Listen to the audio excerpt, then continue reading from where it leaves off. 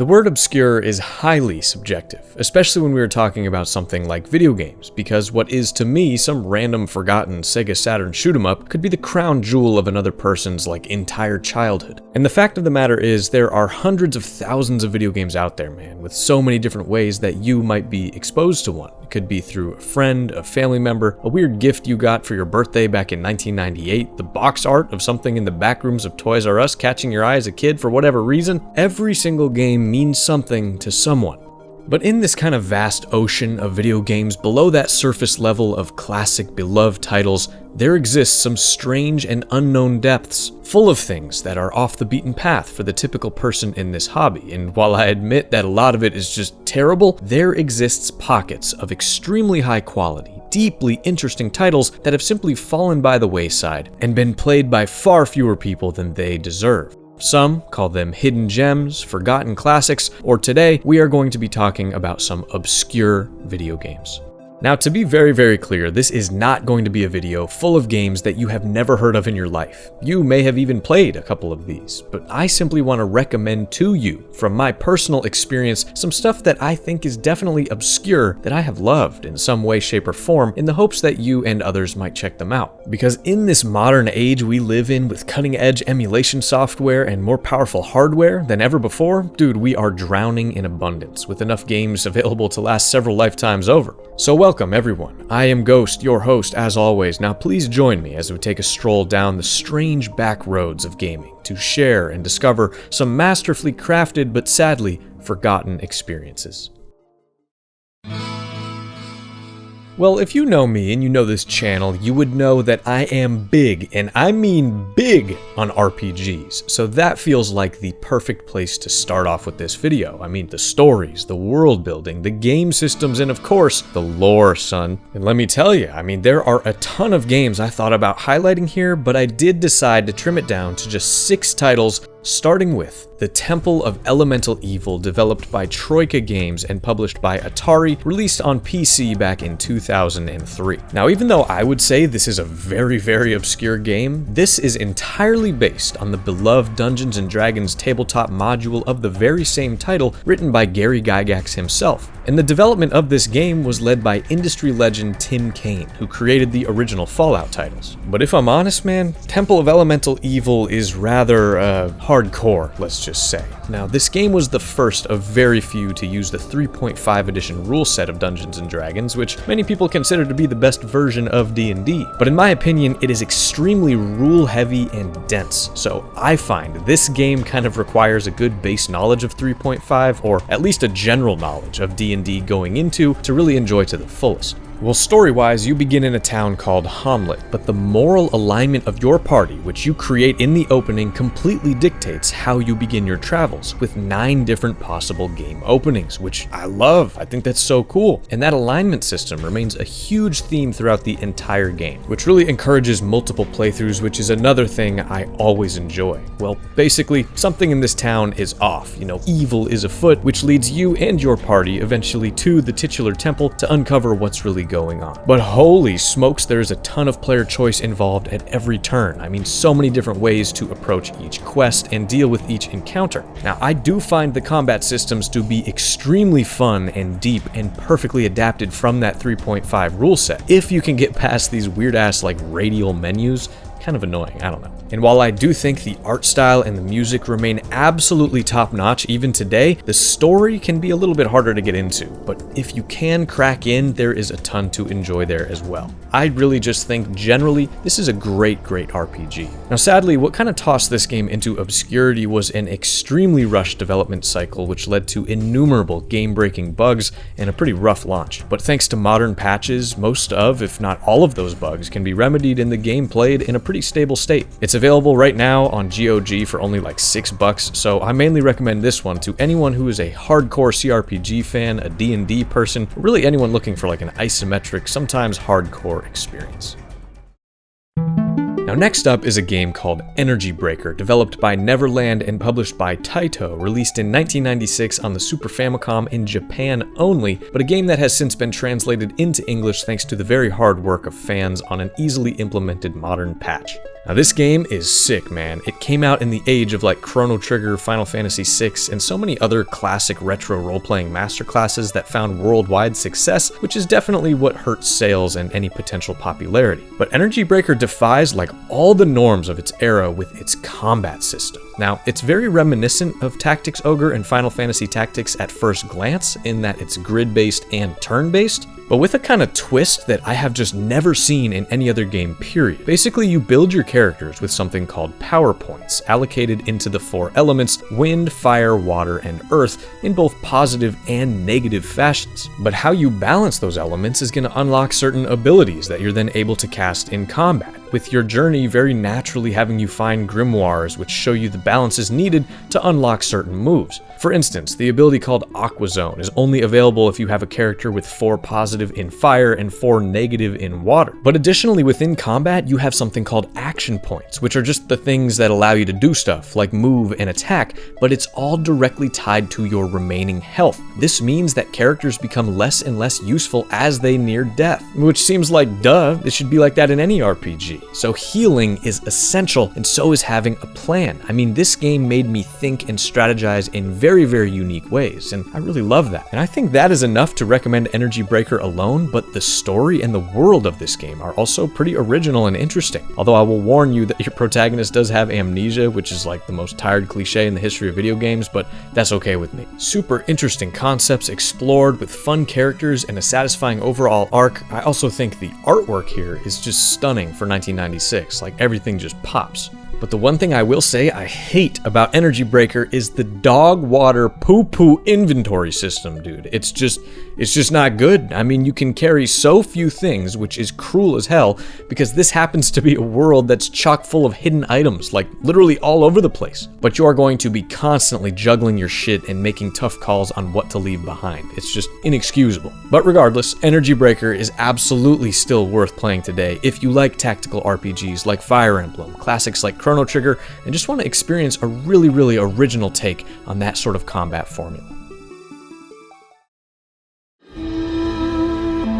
Next up is something a little bit more recent, and it's Operencia: The Stolen Sun, released on PC and Xbox just back in 2019 from developer Zen Studios.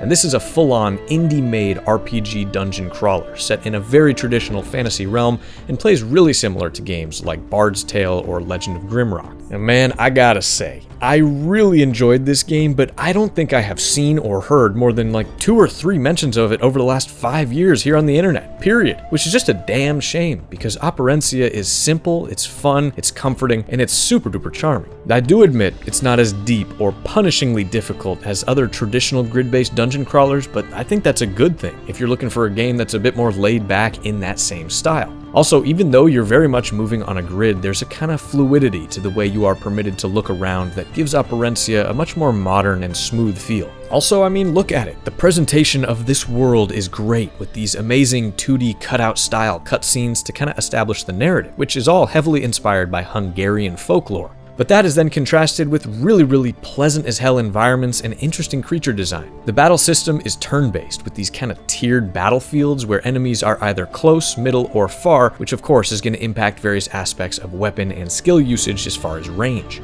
The setting is called, well, Operencia, and it's a land where the Sun King has been abducted, leaving the world in perpetual darkness. Well, that sucks, so it's up to you and your group of actually pretty memorable companions to embark on a quest and crawl through some dungeons, baby. But I do think where games like this are often about that exploration and progression in the dungeons, Operencia leans a bit more heavily into the narrative and characters, which I would say works for me about 80-85% of the time. Just overall, the production quality is really, really high for an indie game. It has full-on voice acting for every character, and I think if you enjoy traditional fantasy settings, puzzles, and just a nice, straightforward experience, Operencia is right up your alley, bro. You can even play it on Switch now, and it's pretty cheap for what it's offering at just around $30. Now fellas, ladies, if we're talking about obscure, we need to talk about Septerra Core, developed by Valkyrie Studios and published by Monolith way back in 1999 on the PC and only the PC. Now personally, when I think about PC exclusive RPGs, stuff like Diablo 1 and 2, Baldur's Gate 1 and 2, the old school Elder Scrolls games like that come to mind. games that come from a very Western, Dungeons & Dragons inspired foundation, while the Japanese role-playing games of old, typically found on home consoles, took on entirely different styles of gameplay and narrative inspiration. Well, somewhere lost in the middle of those two worlds during the Y2K era is Septerra Core, a game that attempted to bridge that gap and create something entirely original, and boy, I would say it succeeded. In this game, the world itself is hollow, and its core is like a planetary computer that powers all of the material plane. It's all this sort of rusty cyberpunk type thing going on, and well, every 100 years, the outer shells of this planet align perfectly in a way that exposes that very core, which could grant the wrong person unimaginable power. So you, playing as this girl named Maya, set out to make sure things don't go badly for this world, and that's really all I want to say, because this is a story that I think should be left to you to discover for yourself. But it's one that is very well told, with a strong cast of characters, complete with full-on voice acting and loads of dialogue options depending on who in your party is speaking to who. I also think the combat system is interesting enough, you know, with a 3-tiered timer for each of your characters indicating how much damage you will do when you finally attack, so you always have to kind of balance the strategy of several weak attacks versus taking a hit or two and waiting for that big whopper. And although the combat isn't the most exciting, the further you get into the game, the more tools are at your disposal and the more engaging it all can be. I just think the aesthetics, bro, the pre-rendered backgrounds, the 1999 as hell UI, the character portraits, and the soundtrack. Oh my god. The music here was written by none other than Halo legend Marty O'Donnell, and it is truly one of the highlights of the entire experience. Even though I would say there are some repetitive battles and other little bumps in the road, Septerra Core has an awesome and extremely original story that takes place in a densely detailed, rich world. I would say confidently it's probably my favorite obscure RPG I've ever played. It also did get a nice little release on Steam and GOG, so it is very playable today on modern hardware, and holy cannoli, it's under 10 bucks. Go buy it now, bro. Now, if there's anything I've come to detest in recent years, it's the rise of mobile games. But Xanadu Next, a 2005 ARPG from Falcom, is a bit of a different story, because this forgotten game was developed for PC, while a version for the Nokia N-Gage was made at the very same time by a completely different developer. But for today's video, I think we're gonna stick to the PC version because I can't find my N-Gage, man, sorry. But this is yet another very, very solid game that just simply did not get an English release initially, and only launched on Steam with modern resolutions and stuff back in 2016. But man, is this a simple, satisfying, beautiful little game. You play as this knight who actually dies early on in the ruins of a place called Harlech and then is healed by a priestess, but that magic bringing you back is temporary. Your character can only regain his full self if he can find this legendary Dragon Slayer sword within a phantom castle. While the story isn't necessarily groundbreaking, the gameplay loop and visual style of Xanadu Next is so up my alley, dude. I love it. The dungeon crawling is just good, simple fun, man, and combat is quick but satisfying. It sort of reminds me of a game like Vagrant Story for PS1 if you know it, but with much more mechanical pace. Now I will say, and this could just be because of like modern hardware incompatibilities, but Xanadu does have a bit of general jankiness to it, but I personally don't mind. I mean, Oblivion is like one of my favorite games ever made, so who am I to complain? But instead of ARPG titles like Diablo, where you're kind of mashing your keys and creating a ton of chaos on the screen, Xanadu Next forces you to actually slow down and think a little bit harder about when you utilize your spells and abilities. Because each one has a set number of uses until you rest somewhere to recharge them, making them feel like more valuable silver bullets that you really want to save for the right encounter at the right time. I mean, there's just this deliberateness to Xanadu Next that keeps the gameplay very, very grounded and engaging up to the very end. So I think if you're looking for this kind of aesthetic in an easy-to-play, charming package, this is like the definition of a hidden gem, and it's only 15 bucks too. Beautiful. Now, the final RPG I want to bring you today, my friends, is one that I have been personally passionate about for a very, very long time, and that is Resonance of Fate, developed by Tri-Ace and published by Sega back in 2010 on the Xbox 360 and PlayStation 3, but it is now available in 4K on Steam as well. And let me start off by telling you why I think this game was forgotten by time. It released within weeks of Final Fantasy XIII, which, I mean, looking back now is a bit of a hit or miss game, but holy smokes, at the time, Final Fantasy XIII was one of the biggest hype trains of that generation or ever. Plus, I mean, the cover art of Resonance of Fate and the general aesthetic wasn't doing it any favors as far as standing out from the other competition. So you gotta believe me here, man. This game is special. It takes place in like this bleak far future Earth where overpopulation has affected the climate of the planet to the point of making the world hostile to human life. So this huge air purification tower system was created and a city built in and around it, where each person born has their social status sort of predetermined at birth. Well, of course, the higher up this tower you go, the more powerful and influential the people are, and there's even sort of like a deification of that very purification system going on. Now, I don't want to spoil anything, but just know that the game world here is extremely unique and bleak, while the themes explored in the story are nuanced and philosophical. Now, to be fair, I think once you get into the meat of the story, things can be a little uneven pacing-wise here and there, but it's just so different from other JRPGs that it's hard not to be intrigued from beginning to end. But the real star of the show for me is the combat, dude. It's a mix of real-time and turn-based in something they call the tri-attack system, which is a little bit jarring at first, but dude, once you get the hang of it, it somehow just never feels repetitive, even though objectively the combat is repetitive, if that makes sense. And ultimately, it ends up just feeling comfortably like JRPG turn-based combat, but in this kind of flowy, freewheeling design package it's so good, man. I love it. It was very hard for me to play other JRPGs after this one where your guys are just kind of standing there like assholes waiting to use their move. Also, the characters are great, and I love that in a sort of ensemble story-driven JRPG, you got the same 4 people with you like the whole time. It's not like Chrono Cross or others where you have a rotating cast of upwards of 30 that you're kind of picking from and leveling up. So I guess I recommend this game to anyone that's even marginally intrigued by the premise. It's one of a kind, and even with a few pitfalls and bumps in the pacing, it's absolutely worthy of pulling Resonance of Fate out of that obscurity. Now, RPGs might be my bread and butter for sure, but when I was a kid, man, I loved adventure games. One of my first video game related experiences ever was playing Myst and Riven with my dad on PC. And I think games like these that really emphasize puzzles, interesting worlds, and environmental storytelling are some of the most magical experiences on offer in this hobby. You know, a way to just like relax, not worry about stats, number crunching, or combat so much, and just enjoy yourself. So here are 3 of my favorite, slightly more obscure adventure games.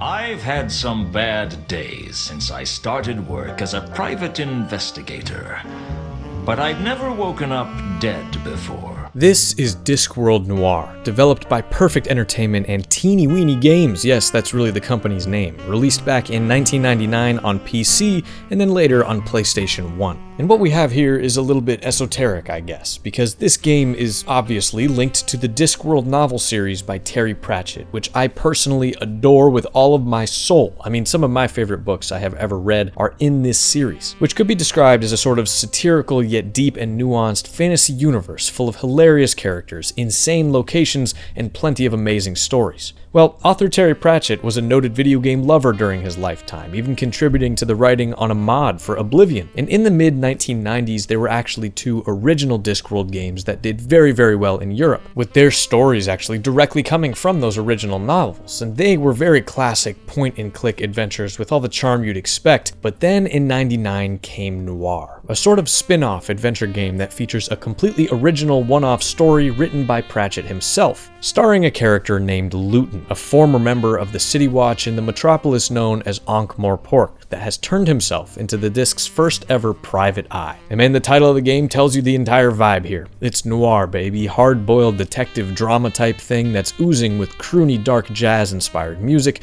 dusty, dramatically lit interiors, and of course, that classic Pratchett humor. Well, your job as Luton is very simple. You are hired to track down a man named Mundy. That's it. But on the road, you meet trolls, priests, werewolves, and so many other wacky-ass people. But let's be honest, this is absolutely a game from 1999. It feels pretty damn clunky, and the resolution's all fucking messed up, but I have a serious fondness for it. Very light on the puzzles, heavy on the writing and conversations, so if you enjoy just light-hearted, self-aware, goofy stuff like this, Discworld Noir is a great time. Now, sadly, this game is so obscure that it has fallen into the abandonware category. I mean, it's not on Steam, it's not on GOG, so your options for playing are either track down a PS1 copy or follow some of the guides online to get an executable working. I personally recently played it on a PS1 emulator.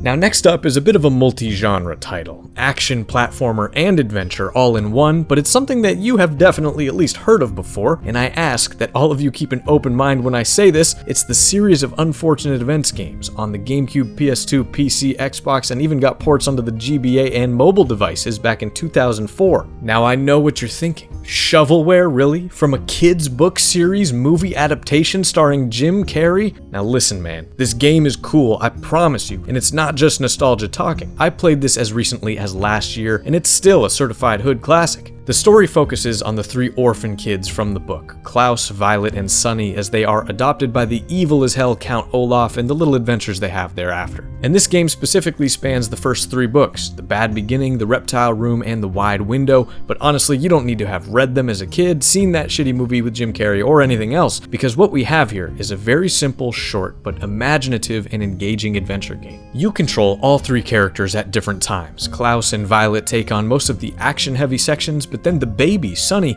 gets into these kind of simplistic 2.5 slide platforming levels that are, okay, those are pretty bad, but there are 2 main things in this game that bring me joy, and the first is the system that has you inventing different items from junk around each level. Things like the hovering shoes, a punching machine, a fully automatic fruit gun, and a couple others. Now it's definitely simplistic, but the UI and implementation of all these items and the way they unlock new parts of each area is just satisfying. I like it. And the second thing I love here is the collectibles. Oh baby, I love me a collectathon, and there is something chemical in my brain that is released from finding a puzzle piece in this game that I have not been able to replicate anywhere else in my adult life. So is this game perfect? Absolutely not. Is it incredible? Absolutely not. But man, I just love it for some reason. Growing up in the early 2000s was special, man. It felt like any random game like this at Blockbuster had a pretty good chance of just being decent, and this one will always hold an obscure little spot in my heart, that is for damn sure. And lastly, I bring to you an ancient relic from a forgotten time, a dusty, old, whimsical tome of an adventure game that sadly becomes more and more obscure as the years pass, and that is LOOM. Now this is one of the 2 games I sort of featured on the thumbnail of this video with this dude, and man, this one is pure magic. Now I admit, it's old, and I mean old, older than I am even, releasing in 1990 from LucasArts for the PC, the very same year that their smash hit Secret of Monkey Island came out, which is 100% why I think this title has long been overlooked. But LOOM is one of those rare games that just sticks with you. I mean, for something that came out in 1990, the presentation and art here is just enchanting as hell. Well, the game actually takes place in the year 8021, possibly on Earth in a world where a guild of weavers at some point in the past transcended the limits of physical cloth and unlocked the secrets to weaving patterns of influence into the very fabric of reality. Well, the guild was banished for becoming far too powerful and ended up settling on an island which they call LOOM. Your character, Bobbin, has a very close relation to the threads of this great magical loom, and on his birthday is called to meet the elders of the guild to determine his fate. Now from here, you take off on this little point-and-click adventure using your weaver's distaff to play 4-note musical tunes known as drafts to alter the world around you. And man, this game is so simple, yet incredibly beautiful. A distillation of what makes adventure games so special when they are handled with care, and its creators set out with a unique creative vision. I mean, the world of LOOM is just oozing with mystery and lore, but by Journey's End, Bobbin has made an irreversible impact on it, leaving it up to the player's interpretation if he did the right thing or not. Now, I don't want to say anything else about the plot. Go and play it immediately, tell a family member, tell a friend. If you can get over the age of this game and the simplistic gameplay, you will love it. Just trust me. It's also just a very different experience from any old LucasArts titles because it takes on a more serious philosophical fantasy structure opposed to the more humorous and lighthearted Monkey Island titles. It's available on Steam for like $6, but sadly it is an imperfect port, so if you can convert it to the EGA version, you have yourself one of the finest 2-hour experiences known to mankind, baby. Ever since I was a kid, one of my favorite games, period, has been Fire Emblem 7 on the Game Boy Advance. I still play that thing like once a year, and it just never gets old. But this title alone spawned an obsession with strategy games that persists to this very day. So if we're talking about some more obscure strategy games, let's start off with actually another LucasArts title that I think people have at least heard of, and that is Gladius, released in 2003 for PS2, GameCube, and Xbox. This is a turn-based, strategy-heavy, gladiatorial school combat simulator game, propped up by a nice simple story, solid characters, and the undeniably timeless aesthetics of Imperial Rome, baby. But the game world here is fictionalized and highly influenced by mythology. The main character, Valens, is the son of a famous gladiator who inherits the storied combat school when his father is murdered. So you get to rebuild that school from the ground up alongside your childhood friend Ludo, meeting new characters to recruit all along the way. The combat is super fun to learn and then immerse yourself in, exploiting high and low ground, different classes of units, and character affinities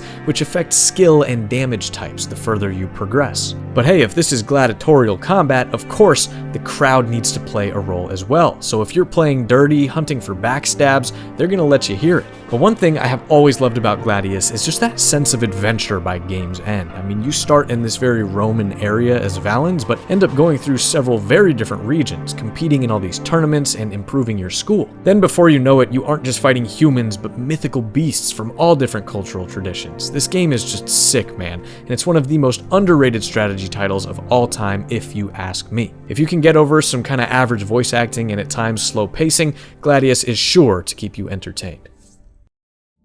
I think everyone here knows what Warhammer 40k is. There's nothing obscure about that, but there is a single video game that I played on my friend's PSP back in high school all the time that I have never forgotten about to this day, Warhammer Squad Command. Now this was developed by Ubisoft Red Links and released in 2007 on both the PSP and the Nintendo DS, but I have personally only ever played the PSP version. And what we have here is an extremely classic strategy game with a gameplay system that attempts to mimic the play of the original tabletop wargame of Warhammer, with full-on destructible environments and a very short campaign that definitely forces you to think hard about your every move if you want to finish it. The story has you controlling the Imperium's finest, the Ultramarines, as they defend the planet of Ruhr 3 from invading Wordbearer's forces. The Wordbearers being one of the traitor legions that has the gall to stand against the God Emperor of mankind and all of his divine marines. Well, the missions have pretty vanilla objectives, like wiping out the opposing force, taking out a specific unit, controlling a territory, surviving an amount of turns, you know, pretty standard stuff. But as far as a pocketable strategy game, I find it to be a ton of fun. It's kind of like an XCOM light. Now, back in the day, I hear there was also multiplayer capabilities, like if you had a bunch of friends with PSPs together in the same room, and I can imagine that would have been a blast. But I think if you're into Warhammer and this looks like a good time, just emulate it, straight up. Only now am I noticing that so many of the games in this video are bringing us back over and over again to like the GameCube and PS2 era, so check out now what is probably the most obscure game in that entire generation, Future Tactics: The Uprising, developed by Z2. In many ways, it's a miracle that this game even exists, because this poor thing had an extremely troubled development, with financial issues plaguing production from beginning to end, and when it finally did release, it went for only $20 in North America instead of the standard retail $60. And you can certainly sense that this was a thing in a bit of turmoil during its creation, but hey, that does not mean that what's here isn't fun and still worth checking out. Now this is a cartoony, light-hearted, tactical turn-based shooter very similar to something like XCOM, surrounding a group of survivors here on Earth that attempt to fight back against these alien dudes that have taken over the planet. But the battle engine and combat is all actually pretty sophisticated and deep. Also, the game uses a geomod system, meaning everything on the field can be destroyed and altered by the ensuing warfare, leaving the battlefield full of craters and destruction in very unique ways after every single mission. But instead of just numbers dictating hit chance, you get to manually try to line up your shots by matching these lines in each character's scope. And as the game goes on, you upgrade and customize your dudes to make them feel more like your own little army. The story is actually kind of decent, and the soundtrack is funky as hell. Now, I admit there are better strategy games in the obscure category, but this one is just a deep, deep cut that I think deserves at least a little bit of a mention. It's unique, it's quirky, and at its core, it's a solid video game. Simple as that. So if you clicked on this video wondering who the spookily clad Deathbringer looking fool in the thumbnail is, look no further, man. This is Magic the Gathering Battlegrounds. Yes, that Magic the Gathering, one of the greatest pastimes known to mankind. But this game, released in 2003 for the Xbox and PC, is no virtual card game. Battlegrounds pretty much takes the systems of Magic, the 5 different colors with their own unique mechanics and aesthetics, into a sort of 3D real-time strategy arena. You play as a duelist, and the cards in your so-called deck are spawned in as creatures or physical spells that affect the entire field, with each side's creatures sort of perpetually marching against each other. But your duelist also can swing their weapon around to defend themselves, and well, if you have played Magic, you would know that you need mana to cast spells, and the game adapts this mechanic into mana crystals that spawn at timed intervals that you need to go run and physically pick up in order to cast the abilities you have on hand. But just like the real card game, you can also mix spellbooks. I mean red and white, black and green, whatever the hell you want, which further customizes your playstyle and all of the spells available. I mean, this is a very, very unique and active take on Magic the Gathering that I think more than deserves to be talked about today. I would even love to see a remaster of Battlegrounds or a reimagining. I mean, I remember playing this thing so much with my friend Sean as a kid and thinking the graphics were just mind-blowing at the time, which is kind of funny looking back now, but I mean, the game still looks, plays, and sounds great, with a really slept-on original soundtrack too. Now, I know tracking down a big ol' Xbox isn't the most exciting prospect, but the game itself is dirt cheap on eBay, and hey, there is always emulation. Across all of video games, fantasy, and fiction, there are few things I love more than goblins. I mean, and I have long dreamed of being able to command hordes of my very own against rival factions, so thank goodness Goblin Commander Unleash the Horde, released back in 2003, exists. Now, this game is a true rarity in that it is a console-exclusive RTS that actually works, and works really, really well. You control one of 5 clans of goblins in a sort of resource-gathering race, and then assemble armies of various types of units against your enemies. You have the Stone Crushers, the Hellfire, the Stormbringers, the Plague Spitters, and the Night Horde. Every single faction has different units and things that make them unique, and across the 8 or so hour-long campaign, you get to see them all as you explore the world of Ogress. And the story, honestly, I actually kind of like. It centers around a human wizard named Fraziel, who set out to construct something called the Great Machine. And he is the one who birthed all of these different goblin clans to work for him in assembling materials for his machine. But in the opening, the contraption is sabotaged, killing Fraziel and leaving the clans in complete disarray. So you take control of a dude named Grommel of the Stone Crusher clan and confront all your brother clans to eventually find out who betrayed the master. I mean, Goblin Commander is a good time. Very satisfying mechanics, a cool, dark little world, an amazing soundtrack, and a ton of inventive stuff to make something like this play comfortably on a GameCube controller. I think of all the games in this video, Goblin Commander is one of, if not the most unique, and it definitely deserves a second look today.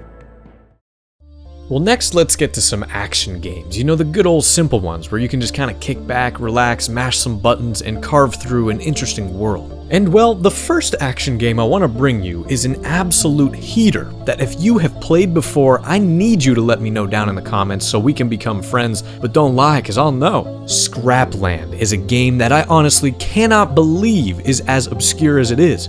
Now, this came out in 2004 for PC and Xbox, and just in 2021 finally got a modern release on Steam, so it is fully playable and beautiful right now. Dude, this is a very, very good one. You play as Detritus Debris, a robot who comes to the planet known as Scrapland or Chimera and is assigned the job of investigative journalist hero. So of course, you immediately begin to uncover a conspiracy that threatens the whole of Scrapland. But along the way, you explore this really well-detailed world full of super imaginative character design, with these open-air city sections where you're in your ship, and surprisingly good voice acting that makes this game immersive and interesting. But the action part is where this game really carves out a unique identity, because Detritus basically can transform into any robot found on the planet, and each one of them have completely unique abilities. So if you're the cop robot, you can literally shake down citizens for cash, and then others have more offensive abilities, and so on and so forth. But a huge chunk of the action actually takes place in your ship, where you're like shooting and stuff. It's very, very smooth and fun. I think of Scrapland kind of like GTA 3 and the movie Robots combined.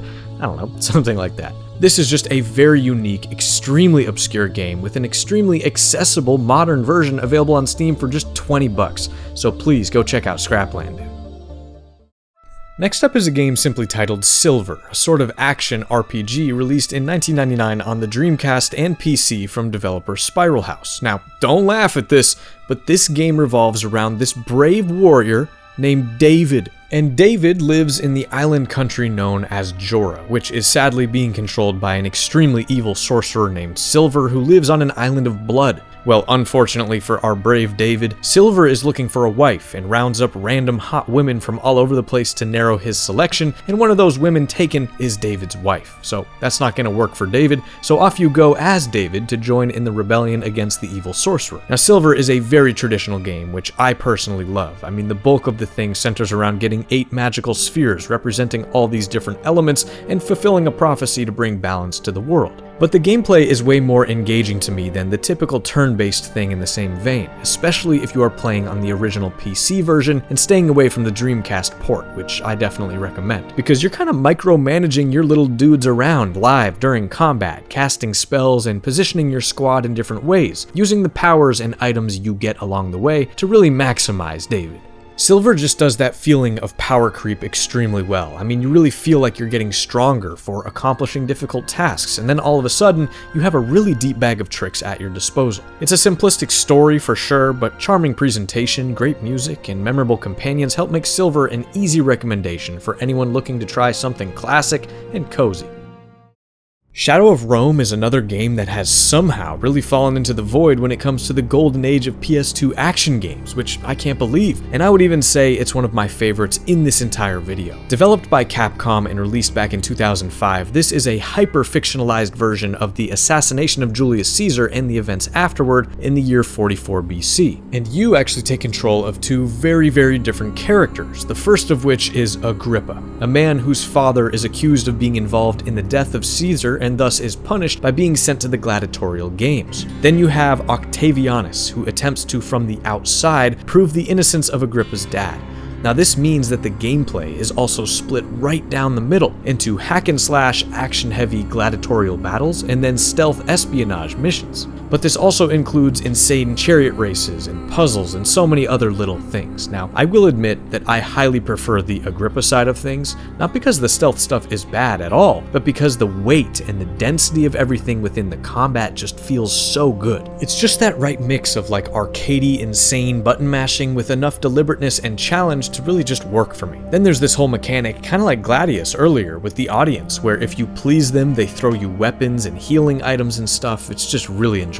Capcom, I mean, they always have a way with things like this, and this is peak Capcom if you ask me. Now, I have heard criticism over the years that all these very, very different gameplay systems and sections don't necessarily add up to make a solid overall experience, but man, I just totally disagree. It reminds me in many ways of Sphinx and the Cursed Mummy, where there's like a real power in spreading both the narrative and the gameplay across 2 very different characters in different places as they attempt to meet in the middle. Maybe it's just my personal preference, but it more than works for me. Sadly, the game just straight up sold terribly in North America, which is surprising given our obsession with anything Roman, and initially a sequel was being worked on, but was scrapped and turned into the much more successful Dead Rising. It's too damn bad.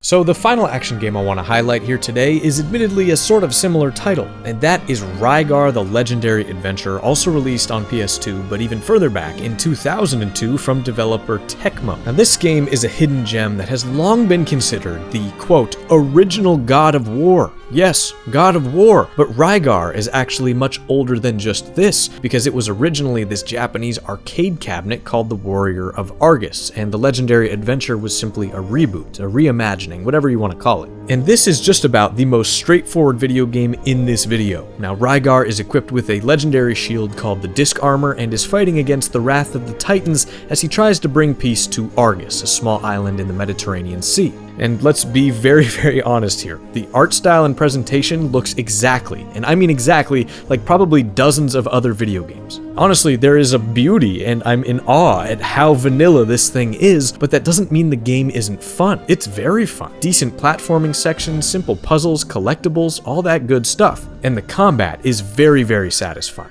and absolutely reminiscent of the God of War franchise, which would be created just a few years later in 2005. So maybe there was some inspiration drawn, I guess we'll never know. But swinging your shield on this chain just has this sort of elastic, kinetic effect that really works for me, and one of my favorite parts of Rygar is that it doesn't overstay its welcome. My recent playthrough lasted just barely 5 hours. I think Rygar is one of those ones that reminds me not everything has to blow your mind. There's a purity about games like this that just kinda exist, and that is absolutely why it has fallen into obscurity. However, I do think Kratos should probably send a thank you letter.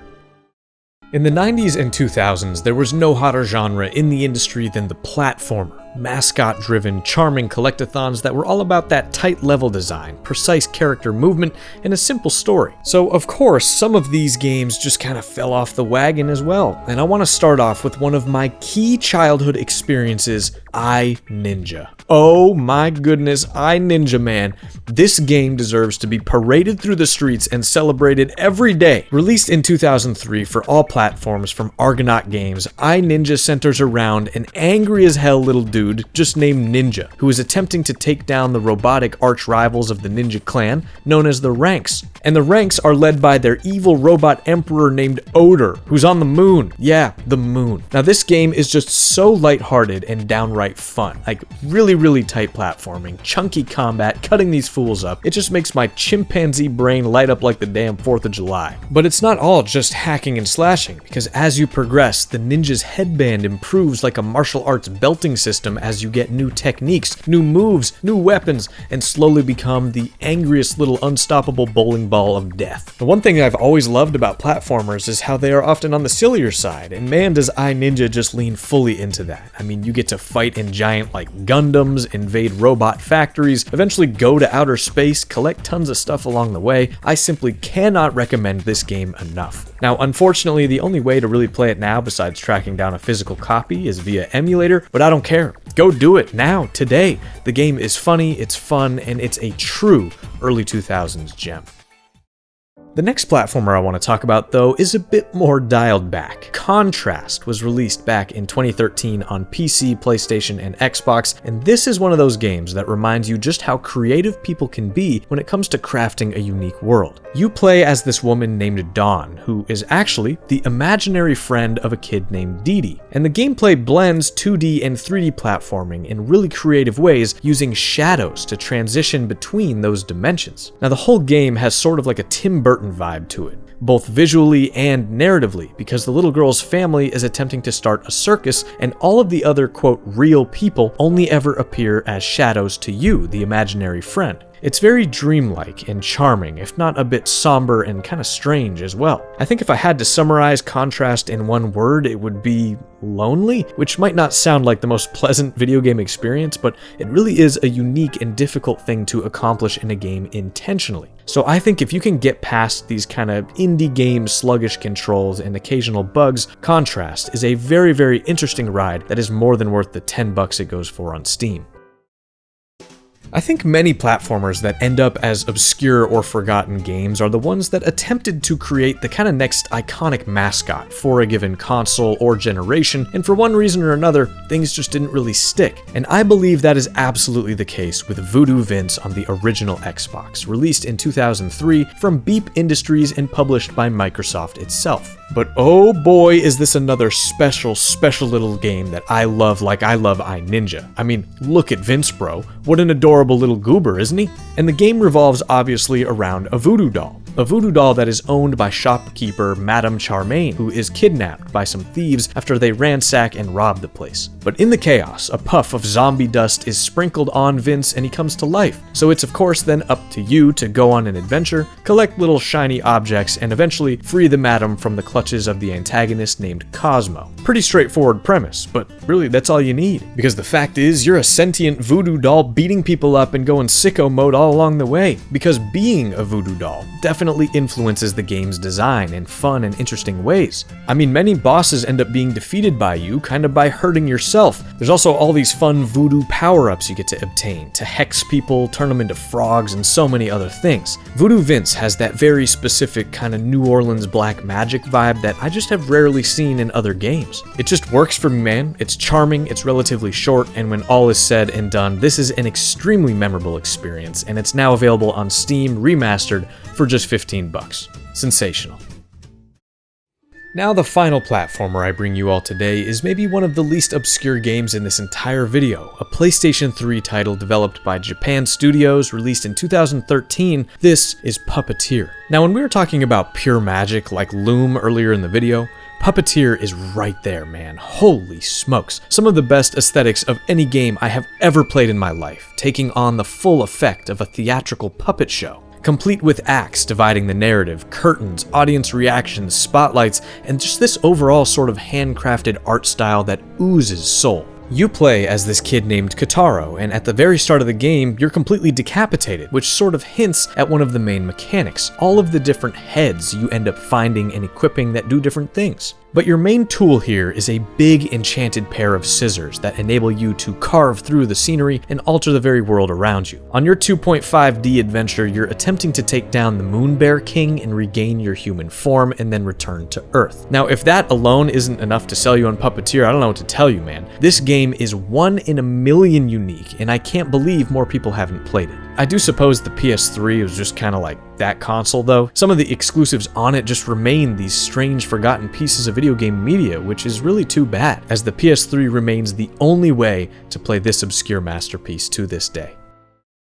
Now finally, to round out this video, I want to bring to you just 3 of my most obscure first-person shooters, the genre that was kind of originally spawning obscure games like crazy way back in the day with all the Doom and Quake clones. And well, where better to start, baby, than back on the GameCube yet again with one of the classics of my household growing up, and that is Geist. So if you ever wondered why Nintendo consoles didn't really have many M-rated FPS games, well, I don't know, but this is one. A GameCube exclusive released in 2005 from N-Space, and a concerted effort from Nintendo to bring titles like this to GameCube owners, which unfortunately did not result in a smash hit, but more of a cult classic. Now, the campaign of Geist is campy as all hell, and it's very enjoyable. It centers around the protagonist, John Raimi, a counter-terrorist agent having his spirit scientifically and forcefully removed from his body in an effort to weaponize him as like a military ghost. But thankfully, you take a different path, becoming a ghost of free will. You're possessing people and objects alike as you attempt to regain your body and save your best friend. Now, I know there's a handful of these like possession-type games out there, but Geist was the only one I have ever played, and has always stood out in a really fun, arcadey sort of way. I just think it's great like Sunday afternoon type experience, straightforward yet clever, and just a treat to play through. But perhaps the best quality of Geist, period, is its multiplayer. Oh my god, my brother Henry and best friend Cameron and I would stay up until ungodly hours of the morning playing this split screen, possessing the soldiers, the turrets, each other. It's just a total blast. I would even say we played Geist as much as like Halo 2 split screen, if you can believe that. It's just a really good jump in and jump out for a few games with your friends type of thing, but also maybe that was just the early 2000s, man, a time where couch co-op and pizza forged bulletproof bonds for life. Anyway, Geist is fantastic, and it's really cheap on eBay, so if you got a couple bucks, a GameCube sitting around, and at least one friend, please, let's keep this one alive. A very special little game for sure. Now, as I alluded to earlier in this video with Discworld, I gotta say, I love to read. And amongst the recent series I have been indulging in is The Wheel of Time by Robert Jordan, which is, I think, extremely famous and very well known if you fancy yourself even a casual fantasy fan. But did you know that there is a Wheel of Time FPS game released back in 1999, developed for PC by Legend Entertainment, running on the Unreal Engine? I know. This thing, I can't believe it exists. Now, I'm not going to go too deep into like the story here because, well, it's all coming from its 14-novel, massive in length and scale fantasy series, rivaling some of the best ever made. But to put it very simply, this game actually takes place some 100 or 200 years before the books as you take on the role of Elena Sedai, making this, yes, one of the very first FPS games ever with a female protagonist, which is very, very cool. And Elena is an Aes Sedai, one of the women in this world who can channel something called the One Power, or in other words, do magical stuff. So instead of guns, you have various spells and things that fling magic at your disposal. Well, the White Tower of the Aes Sedai is threatened, and you have been targeted by assassins yourself and these fiendish monsters called Trollocs. So it's up to you to track down the perpetrators, secure various relics, and shoot a lot of fireballs. Now, I think one thing that really stands out with the Wheel of Time game, though, is the environments. I mean, they look amazing, even today. And get this, Wheel of Time is just the second game ever to use the legendary Unreal Engine right after the titular Unreal. I just cannot believe that this game has been so forgotten, especially with how popular the book series became. I mean, it's a TV show now. The gameplay is just silky smooth, it's challenging, it's bizarre with all of these combos you can create with your arsenal of spells. I mean, this is the definition of an obscure game and a hidden gem if you like fantasy, FPS, or just video game history. I have also always heard that way back in the early 2000s, the multiplayer arena mode online with this thing went insane. Like hardcore competitive, which I think is so cool. I wish I could have been a part of that. Now, thankfully, this title has finally been dragged out of the abandonware zone, and it's available on GOG for like $5.